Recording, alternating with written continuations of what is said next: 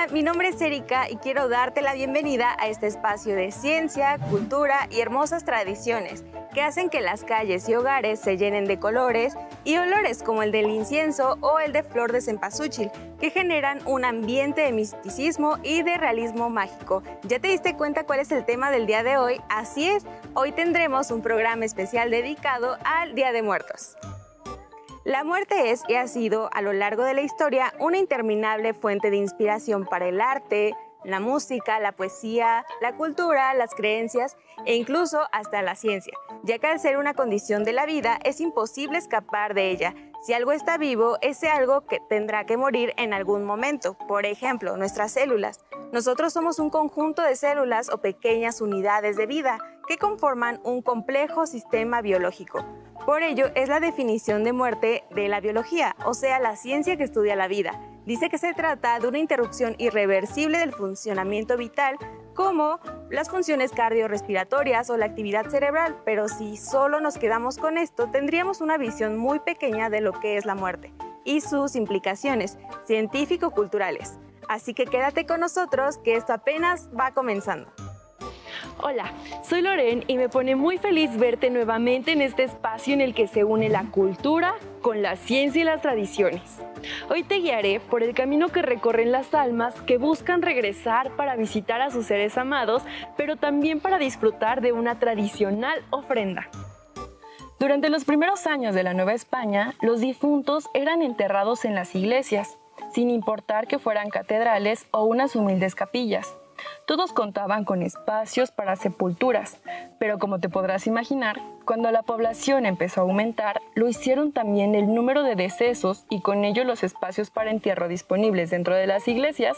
Por lo tanto, en la ciudad de Puebla, a finales del siglo XVIII, se planteó la necesidad de construir un cementerio a las afueras de la ciudad. Así fue como se construyeron los cementerios públicos que con los asuntos de epidemia de viruela pronto comenzaron a quedar cortos para la demanda de la sociedad poblana, que sería azotada por otras epidemias como el cólera, y debido a la cantidad de usuarios en los panteones aumentaría rápidamente. Fue por eso que a finales de los años 1800 los panteones dejaron de ser administrados por la iglesia para ser dirigidos por las autoridades municipales. Así fue que el 5 de mayo de 1880 se inauguró el Cementerio Municipal de Puebla sobre los terrenos del antiguo Rancho de Agua Azul. Hoy en día, después de 142 años, este panteón cuenta con más de 30,000 tumbas, de las cuales al menos 300 cuentan con el reconocimiento del Instituto Nacional de Antropología e Historia como monumentos históricos. La primera ocupante del panteón municipal fue una niña de nombre María Merced Huerta, quien falleció en un incendio el 5 de mayo de 1880. La tumba se encuentra en la calzada central del panteón. ¿Será el origen de la leyenda de que siempre en los panteones aparece una niña? Ahora vámonos con Erika para que nos cuente más sobre la ciencia que hay detrás de este tema.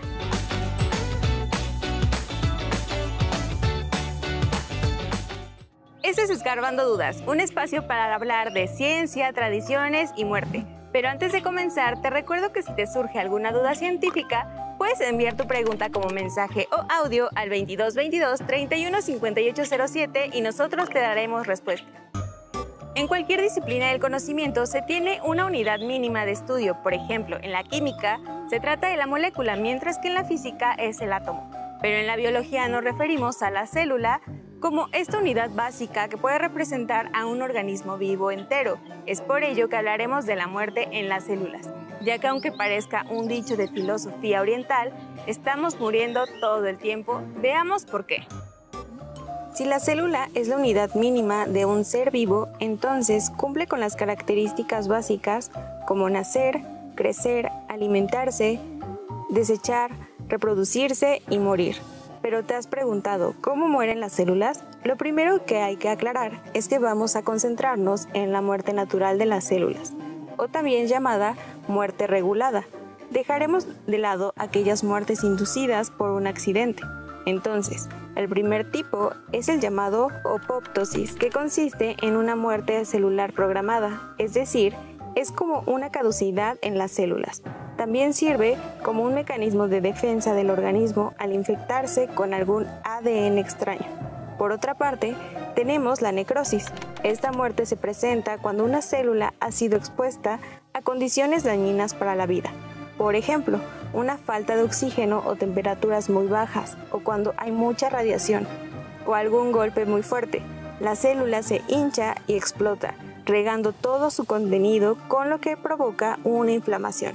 Por último, se encuentra la autofagia, el cual es un mecanismo en el que la célula se come a sí misma, cuando hay una falta de nutrientes, algo así como el canibalismo celular.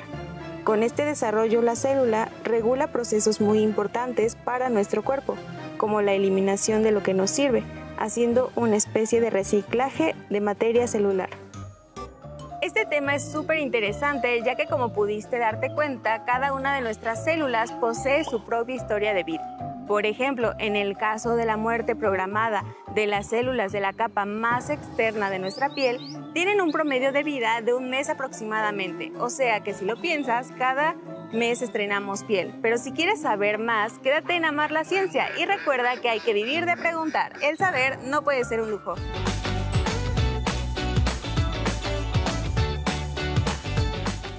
En el reino animal existen comportamientos frente a la muerte que nos hacen reflexionar si es que en verdad somos los únicos que tenemos rituales y experimentamos dolor al perder un ser amado. Hay muchos casos impresionantes en la naturaleza y rituales que han quedado revelados ya sea por suerte o por algún estudio etológico. Para entender esto mejor, escogí uno de los casos más estudiados. Es sobre los elefantes que, además de que sabemos que son inteligentes y con una gran memoria, también muestran comportamientos complejos como generosidad, empatía, cooperación, resolución de problemas, etc. Ellos, al morir un miembro de su manada, pasan por una etapa de duelo en la que acompañan al cuerpo sin vida en una especie de velación hasta que comienza a descomponerse. En algunos casos, entierran de manera simbólica el cuerpo en una montaña de hojas secas y tierra. Toda la manada se detiene ante un cadáver de elefante, que no es algo que pase desapercibido en muchos animales comunes como los perros o gatos. Es más, los elefantes son la única especie, además de la nuestra, que son capaces de reconocer los huesos de su misma especie y sienten un particular interés a tal grado que tienen rituales para visitar los huesos de sus familiares, incluso después de muchos años. Increíble, ¿no lo crees? ¿A poco no está súper interesante este tema? Pues para continuar aprendiendo, ¿qué te parece si le damos la bienvenida a nuestros amigos de Vehículos de la Ciencia?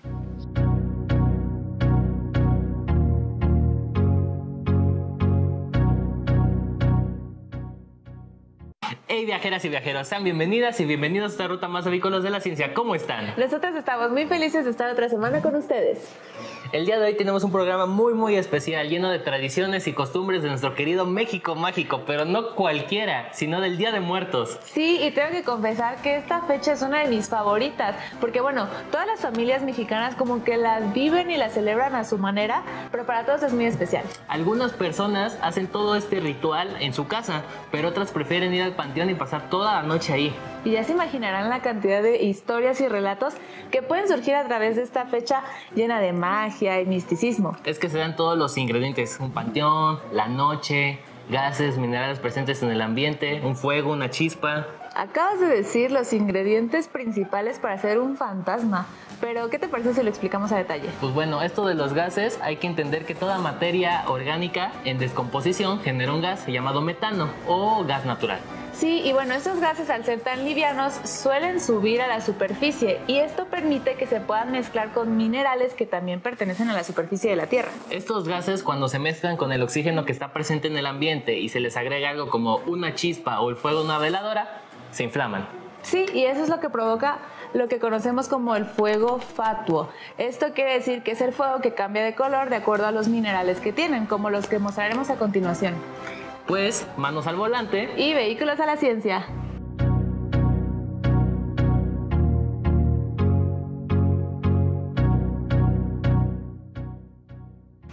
Los materiales que vamos a necesitar son los siguientes: un encendedor largo de cocina, ácido bórico, un poco de alcohol, una cuchara y un recipiente de metal, pues como para hornear, porque vamos a hacer fuego verde. Ok, sí, pero ya quiero empezar. Bueno, pues es muy rápido y sencillo, pero hay que tener mucho cuidado, recuerden. Ok. Vamos a poner un poco de ácido bórico en nuestro recipiente. Ya. Ahora vamos a vertir el alcohol. Vamos a mezclar muy bien Ya. y te voy a dejar que te lo enciendas. Ok. Con mucho cuidado, Mari. ¿Cómo ves el fuego verde? Está muy padre porque va cambiando como de tonalidades y esto se debe precisamente al ácido bórico. Así es. Él es el que le da el color al fuego, por decirlo así. ¡Qué lindo! Oye, eso está muy impresionante. Yo no sabía que podíamos cambiarle el color al fuego. Sí, como lo dijimos anteriormente, de acuerdo al mineral que tenga, es que se le va a dar un color diferente. Ok. Bueno, quiero enseñar a los demás. ¿Podemos ir? Así es, entonces ya nos tenemos que despedir. Está bien. Y esto fue Vehículos de la Ciencia lo resume.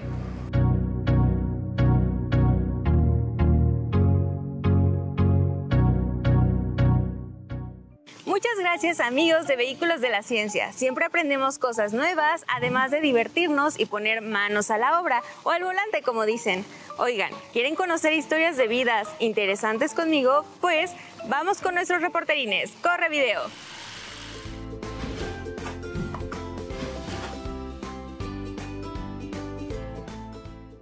Me llamo Rochelle, tengo 10 años y me gusta mucho la ciencia y las tradiciones de mi país, como la del Día de Muertos. ¿Ustedes sabían que en todas las culturas prehispánicas se celebraba el culto a la muerte?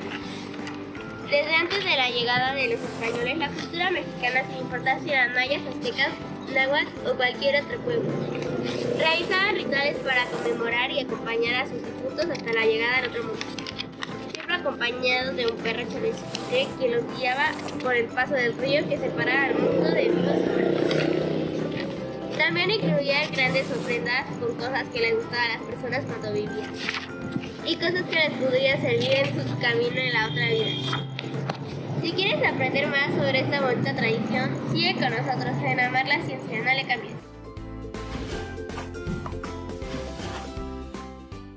Muchas gracias. Es un tremendo gusto ver cómo niñas y niños como tú aún se preocupan por el origen de nuestras tradiciones para entenderlas mejor y conservarlas a pesar de estos tiempos de modernidad y eras digitales. Siguiendo este tema del origen de Día de Muertos, no hay una versión oficial de cómo fue que surgió, ya que como bien nos contó nuestro reporterín, cada pueblo tenía su propia versión acerca de cómo era el camino hacia la otra vida. Pero hay cosas que coinciden en todas las culturas. Por ejemplo, la ayuda del fiel Xolotl, de quien dependía la guía hacia el Mictlán o hacia la ciudad de los muertos. Con la llegada de la evangelización europea, los usos y costumbres de los pueblos originarios no se perdieron, sino que se fusionaron con las nuevas tradiciones que trajeron los españoles, generando algo que se conoce como sincretismo, que consiste en la convivencia de dos visiones opuestas o diferentes generando una nueva con rasgos de las originales. Por ejemplo, se conservó la tradición de montar una ofrenda a aquellas personas que ya no están con nosotros y que regresarán de visita cada año, pero se añadieron elementos propios de la visión cristiana, de tal manera que hoy en día tenemos una lista de elementos que no pueden faltar en la ofrenda. Empezando por un retrato de la persona a la que se le pone el altar para que sepa a quién va dirigida. El papel picado que representa el viento, el agua para calmar la sed de los difuntos, la sal para que no se corrompa el viaje de ida y vuelta, la cruz que además de representar la visión religiosa eran los 4 puntos cardinales que servían como guía, una figura de Xoloscuincle para acompañarlo al Mictlán, elementos que simbolizan la tierra como maíz o cacao para representar la fertilidad, y los ciclos del renacimiento de vida y muerte en las cosechas, flores de cempasúchil para iluminar el camino que seguían hasta la ofrenda, el fuego de las veladoras que alumbra el camino y, por supuesto, la comida que más le gustaba a la persona cuando estaba viva. Para profundizar sobre este tema, llegó la hora de ir con la entrevista. ¡Vámonos! Hola, mi nombre es Ana Cristina y estoy muy feliz de entrevistar a David Alejandro. Bienvenido a Amar la Ciencia. ¿Te parece si comenzamos? Hola, ¿qué tal, Ana Cristina? Mucho gusto. De acuerdo, muchas gracias. ¿Y por qué es importante conservar las costumbres y tradiciones? Bueno, las costumbres y las tradiciones nos permiten tener en cuenta y reconocer las cosas que son importantes para cada grupo. Por ejemplo, una familia. Una familia cree en las mismas cosas, hacen las mismas cosas, se reúnen. De acuerdo. Y pues hablando sobre esto, ¿cuál es la importancia cultural del Día de Muertos para nuestro país? En México, el Día de Muertos es muy importante porque refiere a varias cosas de la cultura de nuestro país. No solo tiene que ver con la gran tradición que tenemos desde antes de la llegada de los españoles de venerar a la muerte, sino también tiene que ver con algunas cuestiones o creencias religiosas, también tiene que ver con cosas de la modernidad que nos llaman la atención. Es decir, el Día de Muertos hace referencia a muchas cosas de nuestra cultura, a la alimentación, a la fiesta, pero también a una cuestión sagrada, a una cuestión pues muy especial, porque la relación que tenemos con los muertos habla de quiénes somos como sociedad, y es algo muy especial en nuestro país, porque no es que no seamos el único país que celebramos la muerte, pero sí la celebramos de una manera muy especial, y eso nos da identidad. Qué padre. Y antes de terminar, si queremos más saber sobre el trabajo que realizas, ¿a dónde podemos acudir o escribirte? Y para comunicarte conmigo me puedes escribir a mi correo, que es alejandro.sotelo@correo.wap.mx. De acuerdo, muchas gracias. Pues me gustó mucho todo lo que nos explicaste y pues muchas gracias por esta entrevista y continuamos con Amar la Ciencia. El Día de Muertos es una fecha tan importante en la cultura mexicana que ha quedado plasmada en muchas obras literarias, teatrales, artísticas, musicales y cinematográficas. Es una tradición reconocida mundialmente y asociada con México, a pesar de que no somos los únicos que la festejen. Es por ello que el 7 de noviembre del 2003, en una ceremonia de la UNESCO celebrada en París, se declaró lo siguiente acerca del 2 de noviembre. Una de las representaciones más relevantes del patrimonio vivo de México y del mundo, y como una de las expresiones culturales más antiguas y de mayor fuerza entre los grupos indígenas del país. Ese encuentro anual entre las personas que la celebran y sus antepasados desempeña una función social que recuerda al lugar del individuo en el seno del grupo y contribuye a la afirmación de la identidad. Y con estas declaraciones fue que se nombra al Día de Muertos como una de las obras maestras del patrimonio oral e intangible de la humanidad. Hay lugares que son de referencia obligada en nuestro país al hablar de esta festividad, desde Oaxaca, Aguascalientes, Michoacán, etc. Pero en nuestro estado destacan 3 municipios, San Gabriel Chilac, Huaquechula y Tochimilco, donde se montan ofrendas preciosas de hasta 4 metros de altura. Así es como llegamos al final de este programa, pero no sin antes recordarles lo importante que es preservar y vivir nuestras tradiciones y costumbres. No te olvides de seguirnos en las redes sociales del CONCITEP, que estarán apareciendo abajo en pantalla, donde podrás volver a ver este programa. Yo los dejo con el mejor noticiero, Noticitep.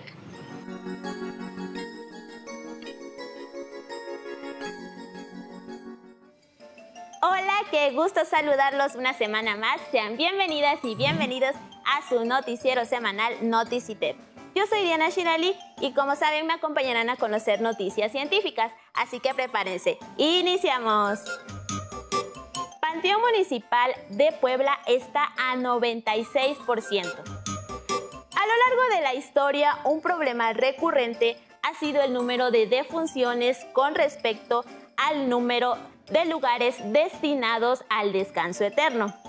Si a esto le sumamos las crisis de las epidemias o pandemias, como recientemente vivimos, la problemática se incrementa muchísimo.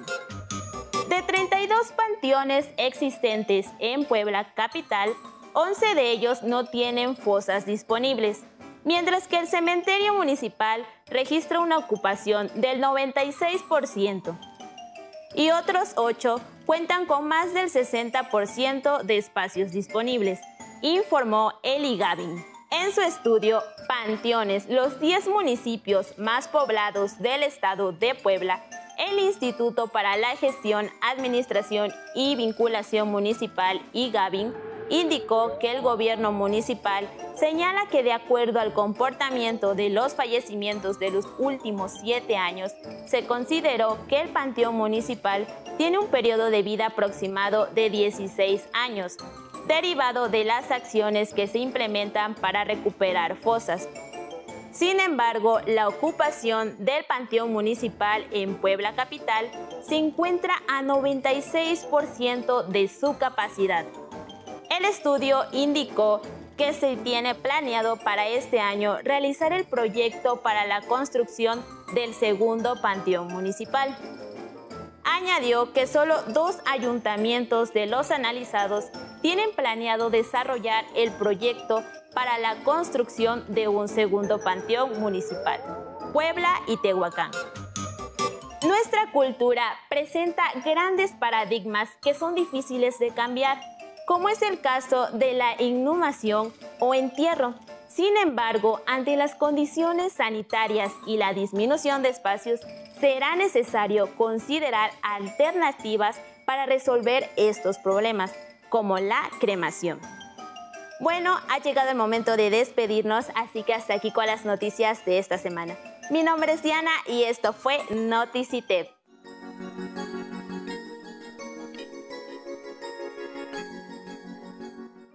Muchas gracias por recorrer con nosotros este camino de tradiciones y, por supuesto, mucha ciencia. Recordemos lo más importante, ¿te parece? Analizamos la muerte desde la biología y los distintos tipos de muerte celular. Descubrimos que los elefantes pasan por periodos de pérdida y también hacen rituales. Entendimos que el sincretismo del Día de Muertos fue la unión de tradiciones prehispánicas y europeas. Y algo que no hay que olvidar es que a pesar de que nos resulten divertidas otras tradiciones como el Halloween, nunca debemos de perder lo que nos da identidad como cultura y nos conecta con nuestros ancestros, como esta hermosa tradición del Día de Muertos.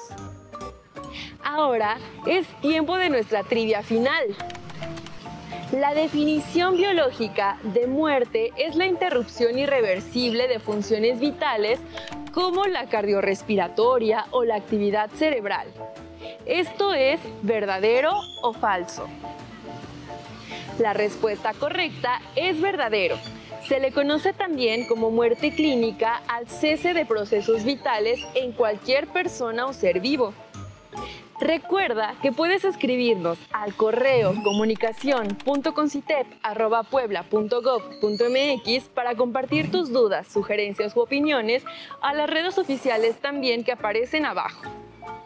Pues muchas gracias por acompañarnos en este programa que ha sido creado para amar la ciencia. Yo soy Loren y esto ha sido todo por hoy. Nos vemos.